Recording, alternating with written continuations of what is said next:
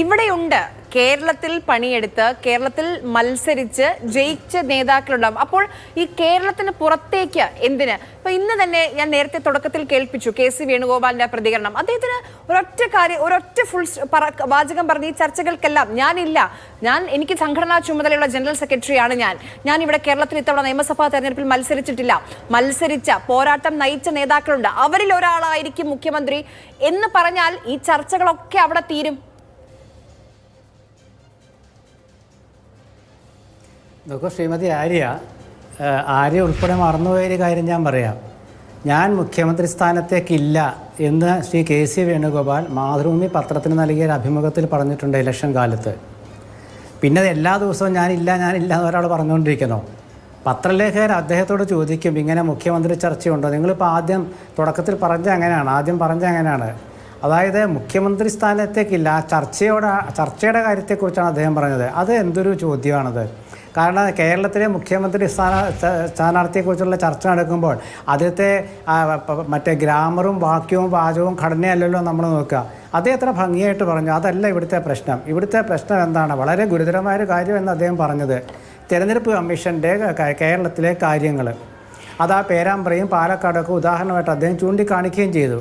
ഉത്തരേന്ത്യയിൽ മാത്രം കണ്ടിട്ടുള്ള നമ്മുടെ അത്രയും സ്വകാര്യമായിട്ടും സൂക്ഷ്മതയോടെ നിരീക്ഷിക്കേണ്ട തെരഞ്ഞെടുപ്പ് സാമഗ്രികൾ സൂക്ഷിച്ചിരുന്ന ആ ഒരു മറ്റേ സ്ട്രോങ് റൂമുകളിൽ തുറന്നതിനെ കുറിച്ചൊക്കെ അദ്ദേഹം പറഞ്ഞ് നമ്മളതിനിടയ്ക്ക് ശ്രദ്ധിക്കാതെ പോയി. ആ സ്ട്രോങ് റൂമൊക്കെ തുറന്നിട്ട് എന്തെങ്കിലുമൊക്കെ സംഭവിച്ചു കഴിഞ്ഞാൽ ഈ നമ്മുടെ മുഖ്യമന്ത്രി സ്വപ്നങ്ങളെല്ലാം പാഴാവില്ലേ? അപ്പോൾ അതല്ലേ ഏറ്റവും പ്രധാനം. അതിലാണ് അദ്ദേഹം KC വേണു അതിൽ ഊന്നൽ കൊടുത്ത് സംസാരിച്ചു. അതുകൊണ്ടാണ് പിന്നെ എന്നും ഇങ്ങനെ മുഖ്യമന്ത്രിയായിരുന്നു ചോദിച്ചുകൊണ്ടിരിക്കാൻ പറ്റും. ഇപ്പോൾ തിരഞ്ഞെടുപ്പ് കാലത്ത് VD സതീശൻ പത്രസമ്മേളനം നടത്തിയ അപ്പം ഒരു വിഭാഗം പത്രപ്രവർത്തകർ ആദ്യം ചോദിക്കുക വയനാട് ഫണ്ട് എന്നാണ്. നോക്കൂ, നമ്മൾ ഈ തെരഞ്ഞെടുപ്പിൽ എന്തുകൊണ്ടാണ് ഇങ്ങനെ ഒരു മുഖ്യമന്ത്രി ചർച്ച കോൺഗ്രസിന് വരാൻ കാരണം? നമ്മൾ 3 പേരെക്കുറിച്ചേ ചർച്ച ചെയ്യുന്നുള്ളൂ. KC Venugopal, Ramesh Chennithala, VD Satheesan. എന്തുകൊണ്ട് K മുരളീധരനെ കുറിച്ച് നിങ്ങൾ ചർച്ച ചെയ്യുന്നില്ല? ഇവരോടൊപ്പം രമേശ് കഴിഞ്ഞാൽ സീനിയറായിട്ടുള്ള ആളല്ലേ? കെ മുരളീധരൻ KPCC മുൻ പ്രസിഡന്റും മുൻ വൈദ്യുതി വകുപ്പ് മന്ത്രിയൊക്കെ ആയിരുന്ന ഒരാളല്ലേ? K മുരളീധരൻ MP ആയിരുന്ന ഒരാളല്ലേ? വളരെ സീനിയർ അല്ലേ? നിങ്ങളെന്താ അതിനെക്കുറിച്ച് ചർച്ച ചെയ്യാത്ത? അദ്ദേഹത്തിൻ്റെ പേരെന്താ പറയാത്തത്? കാരണം അദ്ദേഹത്തിൻ്റെ പേര് പറയാത്തതിൻ്റെ കാരണം എന്താണെന്ന് വെച്ചാൽ കേരളത്തിലെ മാധ്യമങ്ങൾ ചർച്ച ചെയ്ത് കൊണ്ടുവന്ന 3 പേരേ ഉള്ളൂ. ഇവിടെ ഈ വിഷയങ്ങളൊക്കെ കൊണ്ടുവരുമ്പോൾ ഈ പുസ്തക പ്രകാശനമൊക്കെ ആയിട്ട് ബന്ധപ്പെട്ട് കൊണ്ടുവരുമ്പോൾ തന്നെ ഒരാളുടെ പേര് അപ്പോഴും മറന്നു. അതായത് ശ്രീ KC ജോസഫ്, മുൻ സാംസ്കാരിക വകുപ്പ് മന്ത്രി. KC ജോസഫ് ചേട്ടനൊരു പുസ്തകം ഇറക്കുന്നുണ്ട്. ആ പുസ്തകം ഈ അടുത്ത് റിലീസ് ചെയ്യാൻ പോകണം, നിയമസഭാ പ്രസംഗങ്ങൾ. അതുപോലെ തന്നെ ഒരെണ്ണം വേണുഗോപാൽ ഇറക്കുന്നുള്ളൂ, അതുപോലെ തന്നെ സതീശൻ ഇറക്കുന്നുള്ളൂ. അപ്പോൾ KC ജോസഫിനെ ഇവിടെ മാറ്റി നിർത്തി. KC ജോസഫിന് വേണമെങ്കിൽ മുഖ്യമന്ത്രി ആകാം. ഏറ്റവും സീനിയറാണ്, ഈ പറഞ്ഞ എല്ലാവരെക്കാട്ടിലും സീനിയറാണ്. തിരുവഞ്ചൂർ രാധാകൃഷ്ണനുണ്ട് കോട്ടയത്ത്. ഞാൻ പറഞ്ഞു ഇതൊക്കെ നമ്മുടേതായ താല്പര്യത്തിന് കുറേ പേരെടുത്ത് പറയുന്നുള്ളത് അല്ലാണ്ട് അതിനൊന്നുമില്ല. ഞാൻ പറഞ്ഞാൽ ചർച്ച ചെയ്യണം. എന്തിനാ അറിയാം ചർച്ച ചെയ്യണമെന്ന് പറഞ്ഞാൽ എന്തിനാ അറിയാമോ?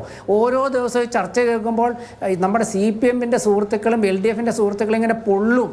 അത് വളരെ പൊള്ളും. അവർ ഈ വേനൽക്കാലത്തെ സൂര്യതാപമേറ്റ് പൊള്ളുന്നതിനേക്കാൾ പൊള്ളും. എന്താ കാരണം അറിയാമോ? എന്തുകൊണ്ടാണ് ഞങ്ങൾ അധികാരത്തിൽ വരുന്നില്ലെന്ന് ഇവർ ചർച്ച ചെയ്യാത്തത്? ഞങ്ങളുടെ മുഖ്യമന്ത്രി സ്ഥാനത്തെക്കുറിച്ച് ചർച്ച ചെയ്യേണ്ട, കാരണം ഞങ്ങൾക്കൊരു മുഖ്യമന്ത്രിയുണ്ട് ആജീവനാന്തം, അത് ചർച്ച ചെയ്യേണ്ട.